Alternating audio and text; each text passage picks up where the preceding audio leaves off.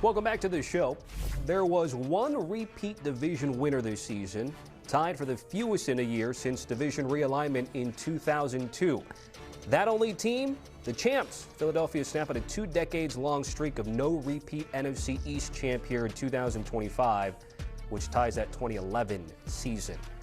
Let's bring in Ryan Wilson for his bracket breakdown. We're going to go game by game, take you through the whole bit.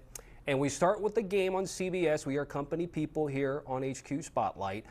Bills and Jags, Sunday, CBS, Ryan. We just heard the pushing with the pile game, going with Jags. Do you want to make it 3 for 3, or are you going to score one for Josh Allen and Sean McDermott and company? Hey, Tommy T, always good to see you. While I am in central New York, just next door to Western New York, I think the push of the pile guys are on to something along with our buddy Pete Prisco. This feels like Jacksonville's year. And think about it this way, Tommy. 12 months ago, Doug Peterson was not an afterthought. Trent Baalke was on his way out. They actually hired Liam Cohen. Then they went back on it. Then they hired him again. That was the right decision. Trevor Lawrence is playing the best football of his career. That defense is playing out of its mind. Every single player that has needed to step up has stepped up. They traded for Jacoby Myers. That's worked out. And Tommy, they're doing all this without Travis Hunter. This team is legit. They seem to believe what they put on tape thus far, and in recent years, sometimes that has felt differently. I think Buffalo is in a bad spot, and I think they're going to go down south and lose this football game. Jacksonville moves on. Quick follow-up there. Everyone's talking about their defense. What stands out to you about Jacksonville's side of the ball? Josh Allen is playing like we thought he would as a perennial franchise edge rusher. But they have guys in the back playing well. Jerry Jones is playing out of his mind. They have some other guys who were drafted last year who have finally stepped up. We saw Devin Lloyd make some plays earlier this season. So every single level, you're seeing guys making plays. And by the way, Travon Walker, the first overall pick a few years ago, he is matching Aiden Hutchinson in terms of that production. So I think there are reasons for optimism on both sides of the ball, but of course it starts with Trevor. Okay, let's get to Chargers and Patriots from Foxborough. Here's the thing, man. It is crazy to think what a coach and a franchise quarterback will do for your organization.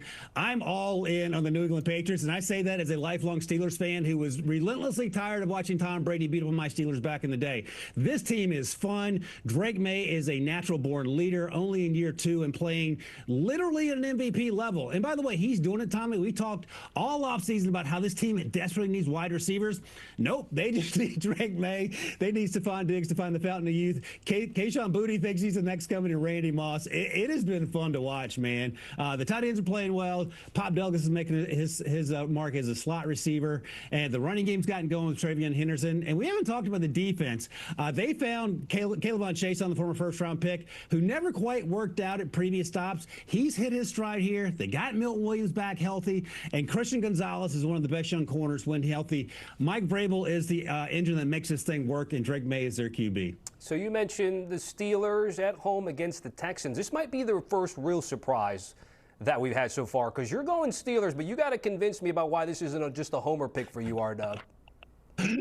Hey, Tommy, hope ain't a plan, but I'm hoping like I'll get out that the Steelers can keep this thing going. Part of me wonders if Mike Tomlin has some inspiration to prove all the doubters wrong 24 hours after John Harbaugh wasn't able to do that after the Ravens lost to the Steelers in Week 18. The other thing that's part sentimental, Tommy, this is going to be a rematch. Should the Steelers beat this Texans team, which defensively is lights out, no doubt about it. But it could be a rematch of the 2005 AFC Championship game where it was Jake Plummer versus our buddy rookie Bryant McFadden back in the day. The Steelers ended up winning that thing. I think the Steelers defense can pressure C.J. Stroud. I think Aaron Rodgers could be his last rodeo, Tommy. I think he'll have something else to play for here. So this is a sentimental pick, no doubt about it. I know the Texans are favorite, but I think Tomlin and Aaron Rodgers could have something cooking, and they're getting DK Metcalf back, who had to sit out the last 2 games.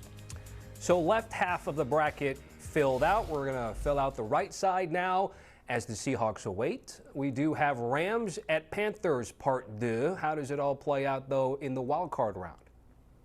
Producer James needs to cover his ears for this one. Look, I was born and raised in North Carolina. I love Bryce Young, no doubt about it. But as Matthew Stafford said the other day, the reason that the Rams lost to the Panthers was because he couldn't quit throwing the ball to the other team. That will not happen. We should see certainly Puka Nacua playing his best. They'll have their other wide receiver options available. That run game, when it gets going, is hard to stop. I love what the Panthers have done. I like the Rams here, however. Moving on to Packers and Bears, essentially a coin flip game, but Chicago Buffalo is, for now, a home underdog. Yeah, I think the issue with the Packers are going to be health. We know that Jordan Love has not played recently, so he might be a little rusty. I'm all in on what Ben Johnson is selling. He's gotten the most out of Caleb. They're just scratching the surface together. I think they get this win at home, and this Bears story that's been fun to watch thus far makes it for at least one more week, Tommy. And then now our sort of surprise in the NFC portion of the wild card round, Niners and Eagles. San Francisco coming out on top? Yeah, look, put aside the Week 18 drubbing by the Seahawks. This 49ers team has exceeded expectations, unlike every other team, with men injured at virtually every position. Bosa's still out. Fred Warner's not going to be back yet. And I'll say this, Tommy, I think Brock Purdy has outplayed Jalen Hurts as a quarterback over the course of this season. We've seen the ups and downs with the Philadelphia Eagles this year. The only concern, and this stat blew me away when I saw it last week, Tommy, when Kyle Shanahan is losing by 7 or more in the fourth quarter, he is 1-39. So for the love of all that's holy, please have the game closer than that in the fourth quarter, and I think the 49ers move on. Yeah, that stat's never going to be flattering for Kyle Shanahan, unfortunately. Let's get to the divisional round now, Steelers and Broncos. Yeah, so this is going to be a Broncos situation only because the defense is better and the Steelers will be on the road, and I think they will have run out of gas. But finally won a playoff game for the first time since 2016. Broncos move on. Okay, who do they play, Jags or Patriots? They're going to play the New England Patriots. This Cinderella story continues on. Drake May versus Trevor Lawrence. Who knew that was the game that we needed for franchise quarterback matchups? I think Mike Vrabel is going to continue to push this team on, and they're going to get to the AFC Championship game in this scenario, Tommy. All right, so we end up chalking the AFC. Let's see in the NFC. So you have Niners and Seahawks. The rematch, what, 2 and 3 weeks?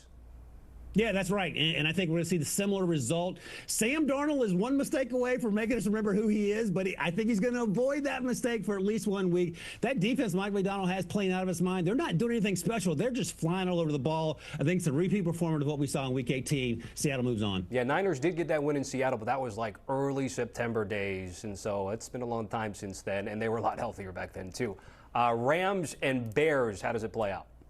Yeah, this Cinderella story for the Bears ends this week against the Rams. The Rams are just too good. The high-power offense, Devontae Adams, as I mentioned, coming back, Puka Nacua doing his thing, and Matthew Stafford playing as the NFC MVP, because for me, the overall MVP will be Drake May. The Rams move on in this scenario, Tommy. So the NFC West continues to flex its muscles, so let's get to the championship round and talk about Championship Sunday. Patriots and Broncos, who comes out on top and gets to Santa Clara? Let's take it old school, Tommy. The Patriots are going to be back in the Super Bowl. We thought that Mac Jones was the successor to Tom Brady. Turns out it's going to be Drake May. He and Mike Vrabel get this team to the next level, to the championship game. Okay, so Broncos don't get back to Santa Clara like it's 2015. What about the NFC?